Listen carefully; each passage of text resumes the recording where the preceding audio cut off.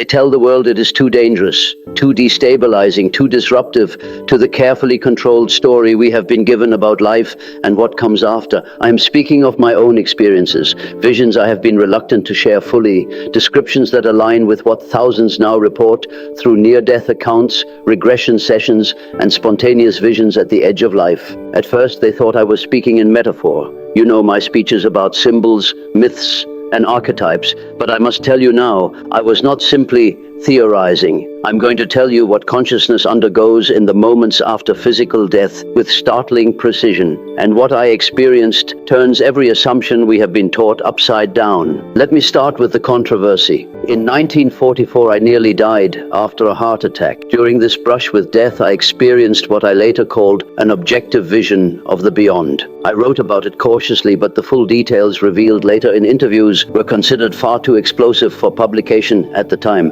Why? Because I did not see heaven or hell. I did not meet angels with golden trumpets or fall into eternal darkness. Instead, I entered a realm of breathtaking clarity where consciousness remained fully intact, yet radically expanded. I saw the earth from orbit, felt completely liberated from the smallness of my personal identity, and encountered what I can only describe as the eternal ground of being. Editors and publishers balked. A scientist claiming mystical visions, a psychologist describing death not as an end, but as a transition of awareness. They feared for my reputation, and they feared the implications. The transcript was quietly shelved, later surfacing only in fragments. But now, I feel compelled to share step by step. I must tell you that death is not a violent cutoff, but a release. I compare it to removing a tight garment that has grown unbearable. In the final moments of physical life, the psyche loosens from the body like smoke rising from embers. And here is the part that astounds me. I observed that this process often begins before the official moment of death. Patients hovering between worlds speak to deceased relatives, describe landscapes no one else can see, or radiate sudden clarity after weeks of delirium. Science has no explanation about it, but I do. The psyche prepares for departure by extending beyond the body, tasting the dimension it is about to re-enter. Think of consciousness as a traveler leaning out of the window of a departing train, catching glimpses of the scenery ahead before fully leaving the station. Then came what I call the threshold experience. In my vision, I found myself floating high above Earth, gazing at continents and oceans with overwhelming serenity. I felt weightless, yet more real than ever before. The ego, the small I bound to survival and roles, began to dissolve, but not into oblivion. Instead, it was like stepping from a cramped room into a cathedral. I must emphasize that at this threshold, fear is the greatest obstacle. Those who cling desperately to their bodies or identities may stumble, creating turbulence in their transition. But those who allow themselves to surrender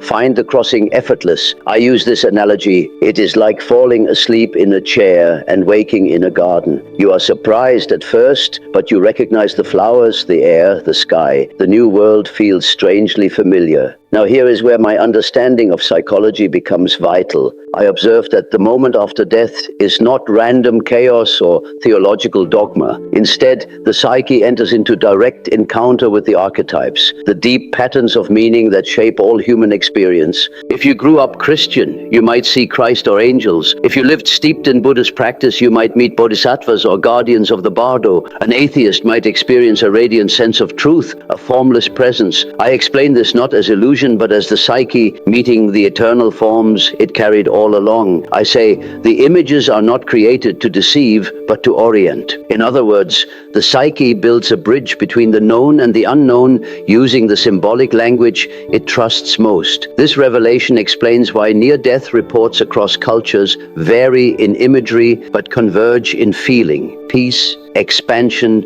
recognition of a greater order. I do not shy away from the difficult side. I have observed that not every transition is smooth. Souls burdened by rigid belief, unresolved trauma, or overwhelming guilt may refuse the guidance offered at death's threshold. Instead of flowing forward, they may cling to images of punishment, wandering in self-created hells that are nothing more than projections of their own fear. This is not divine judgment. It is psychological inertia, the shadow refusing integration even after the body is gone. But here is what gives me hope. I have seen that no soul is trapped forever. Guides, which I call figures of the self, continually return, offering new symbolic forms until the psyche is ready to move on. What happens next is what I have come to understand through my observations. I have seen that the newly deceased often remain close to earthly life for a period I compare to 3 days of adjustment. During this time, the soul lingers near familiar places and loved ones. That is why so many cultures hold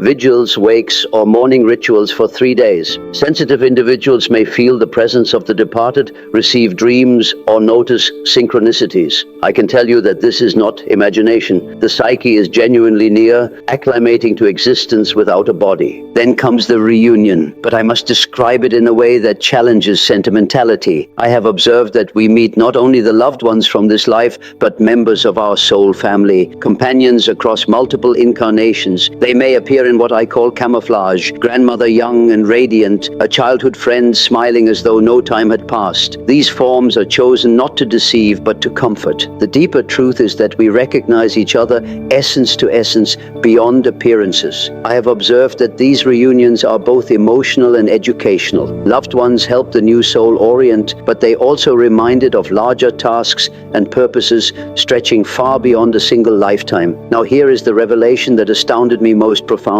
I witnessed what mystics and near-death experiencers alike have whispered, the life review, but I observed it in profoundly psychological terms. You do not stand before a cosmic judge, you stand within your own expanded self. You re-experience events, but this time through multiple perspectives. The harsh word you spoke to a friend, you feel its sting as they felt it. The kindness you offered a stranger, you see how it rippled through their life. I must explain that this is not punishment or reward. It is individuation on a cosmic scale. The soul integrates shadow and light, learning directly from the lived consequences of its choices. The greater self is not cruel. It is insistent on wholeness. In my vision, I identified 3 primary territories of consciousness after death. First is what I call the immediate realm, where familiar surroundings appear, childhood homes, beloved landscapes, manifested by thought itself. These are comfort zones, orientation fields for beginners. Second is the learning realm. Here I saw vast halls of knowledge, not like libraries, but like living streams of meaning. Souls study creativity, reality's structure, and the branching of probable futures. Guides assist. Some choose to act as helpers for those still incarnated, whispering inspiration or protection. Third is the planning realm. Here I observed the soul contemplating its next steps. Reincarnation is not a punishment but a choice. I saw consciousness evaluating potential lives like an artist choosing a new canvas.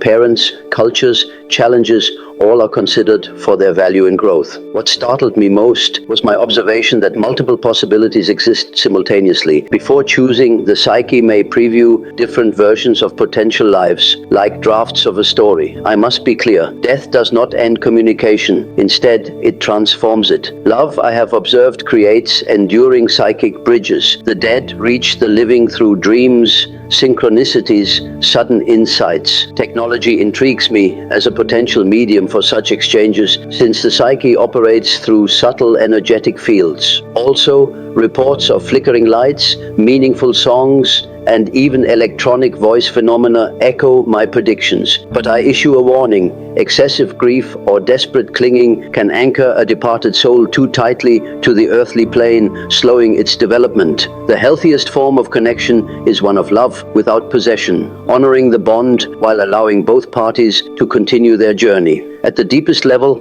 I must insist on this truth I glimpsed throughout my career, that the psyche is not contained in the body, but the body is contained within the psyche. Consciousness is primary, matter is secondary. The after-death journey is not about entering a foreign land. It is about recognizing the larger self that has been guiding us all along. Death, then, is individuation completed, the personality dissolving into the vastness of the self without losing its essence. Now, I ask you to pause and let that sink in. If I am right, death is not annihilation. It is expansion, the fear that drives our compulsions, hoarding wealth, clinging to roles, avoiding authentic risks, loses its grip. Knowing you will one day review every interaction from all sides changes how you speak, how you love, how you forgive. Small kindnesses take on eternal significance. Cruel moments reveal their weight. And perhaps most empowering of all, you realize your life right now is not random. You chose it, just as you may choose again. Every struggle, every relationship, every breakthrough is part of a tapestry of meaning that stretches across lifetimes. So why was my vision suppressed? Because it dismantled the false binary between cold materialism and blind dogma. I showed that consciousness continues, that death is not an end but a transition, that responsibility and freedom extend beyond the grave. With thousands of near-death testimonies, quantum theories of consciousness, and spiritual traditions converging, my suppressed interview no longer looks dangerous, it looks prophetic. When I first received this vision of after-death existence, it changed me fundamentally. I stopped fearing death as a void or judgment. I began to see it as the most natural unfolding of who we already are, and that shift rippled into my daily life. I take more risks, I forgive faster, I savor creativity, because if I am right, and the mounting evidence suggests I am, then death is not the end of the story. It is the widening of the lens, the opening of the curtain, the great expansion of consciousness. So, the next time you look at the night sky, remember what I have learned. The psyche is larger than the stars. And when the time comes to leave this world, you are not falling into nothingness. You are returning to everything.